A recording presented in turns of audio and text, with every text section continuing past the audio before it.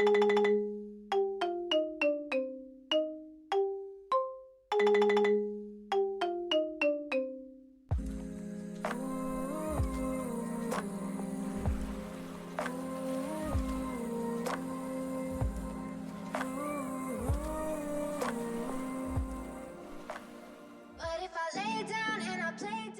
yo l'équipe, ravi de vous retrouver aujourd'hui pour cette nouvelle vidéo, et nous sommes en présence de mes Camponotus sanctus. Comme vous le voyez, la colonie prospère. C'est vrai que maintenant j'ai pas mal d'ouvrières, et notamment énormément dans l'aire de chasse. Ceci est un signe, je pense qu'il est temps de penser justement à un nouveau nid. Bon, ici, peut-être qu'elles sont juste affamées pour le coup. Certes, elles ont toujours du liquide à disposition, et bien entendu de la protéine en temps voulu, mais je vous avoue que là, j'ai une grosse activité dans l'aire de chasse. Nous sommes environ, proches en tout cas des 200 ouvrières, donc depuis la dernière vidéo, vous l'avez vu, ça a charbonné. Je donne une fourchette large, on est peut-être à 170 ouvrières, je ne saurais vous dire exactement, je n'ai pas pris le temps de compter une par une, mais bref, on approche en tout cas d'un nombre certain. Vous l'avez vu également sur les images, il y a maintenant plusieurs majors, dont certains de bonne taille, j'ai un major plus impressionnant que les autres, vous le croiserez certainement dans les images plus tard.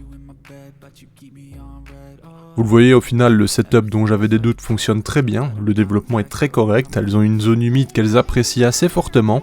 D'ailleurs, en fait, la reine se balade entre cette zone humide et l'opposé total, à longueur de journée, donc c'est-à-dire qu'un jour elle est ici, le lendemain elle est à l'opposé, franchement c'est comme ça. Le couvain se retrouve généralement par contre à cet endroit, du moins les larves.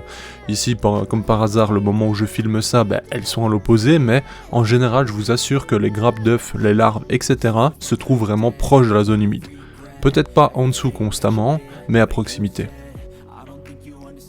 Ici, comme vous l'avez vu, elles avaient besoin de protéines, avec autant d'ouvrières dans l'aire de chat, je me doute qu'elles ont besoin de quelque chose.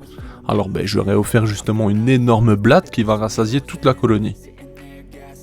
Bon, je suis d'accord avec vous, c'est pas spécialement ragoûtant, l'image au final, vous regardez, vous dites, c'est quand même assez dégueulasse, mais bon, c'est la nature, et elles ont besoin de protéines. C'est d'ailleurs pour ça que lorsque vous vous lancez dans l'élevage de fourmis, il faut être capable surtout de les rassasier, je vais dire, en termes de protéines autres, et quoi de mieux que des insectes qu'elles pourraient croiser elles-mêmes en nature. Je pense qu'en termes de protéines, on ne peut pas faire mieux. Bien entendu, je ne parle pas que la blatte est le meilleur élément. Il y a forcément d'autres insectes qui sont très très intéressants en termes de protéines, etc. Mais au final, franchement, les blattes, quand vous regardez un peu justement une grille qui vous parle de cela, les blattes sont très très bien notées en termes de protéines et de nutriments qu'on peut retrouver dans celles-ci. Bien entendu, au préalable, il faut bien nourrir vos blattes, parce que si vous possédez un élevage, il faudra varier justement le nourrissage, que ce soit fruits, légumes, etc. Les restes, notamment, vous pouvez vous en débarrasser chez elles, et penser à les fournir gracieusement en termes de nourriture, pour que derrière, elles nourrissent correctement vos colonies. Alors oui, c'est une petite courte vidéo, juste pour vous faire une update sur mes Camponotus sanctus.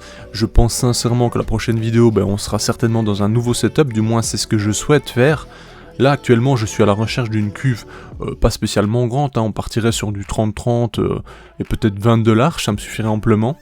Et justement pour mettre à disposition un nid qui nous venait donc de chez Muriel, un nid fait main, vous allez voir, si vous vous souvenez il est incroyable et je pense que dans une cuve aménagée avec un beau sable etc. ça sera hyper stylé et j'ai hâte de faire cela tout simplement. D'ailleurs, si vous avez des cuves à me renseigner, ou des créateurs, des artisans qui voudraient me contacter vis-à-vis de ça, je suis totalement ouvert. Franchement, les Camponotus sanctus, je suis très très fan, les majors sont très stylés, et cette petite coloration jaunâtre avec les extrémités au final qui sont un peu plus sombres, ça leur donne justement leur petit charme. Enfin voilà, on arrive tout doucement vers la fin de cette vidéo, j'espère qu'elle vous a plu, et si c'est le cas, n'oubliez pas, un petit commentaire, un abonnement, un like, ça fait vraiment plaisir, c'est totalement gratuit, et ça aide à me faire grimper la chaîne, d'ailleurs on le voit très bien, on avance bien en ce moment. Merci à tous, bye.